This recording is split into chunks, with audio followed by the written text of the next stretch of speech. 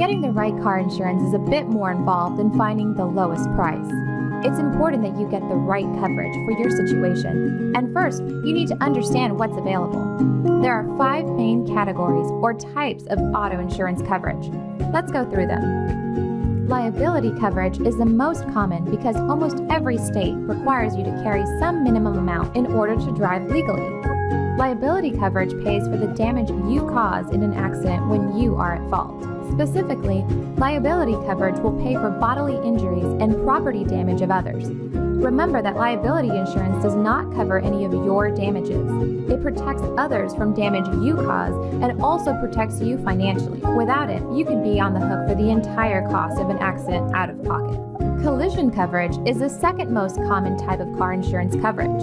It will pay for damages to your car from an accident, even if you were at fault. As the name implies, collision coverage pays for damage incurred when you're driving and collide with another object.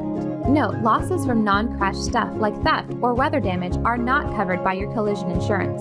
For those things, you'll need something called comprehensive coverage. Comprehensive coverage kicks in to cover losses that are totally out of your control. Like collision coverage, comprehensive coverage is optional. It will protect you from losses due to fire, vandalism, theft, hitting an animal, or damage caused by certain natural disasters. But comprehensive coverage won't cover everything. For example, most policies will not cover damage due to freezing, even though it's weather-related. Comprehensive coverage usually doesn't cover breakdowns either. You should find out what is excluded before purchasing. Comprehensive coverage is often more attractive to drivers of a new or expensive vehicle. Some lenders may even require comprehensive coverage as a condition of financing your vehicle. To recap, we've gone over liability insurance, which covers damage you do to others, collision insurance, which covers crash-related damages to your car, and comprehensive insurance, which covers certain unpredictable damages to your car. But what about injuries suffered by you or your passengers?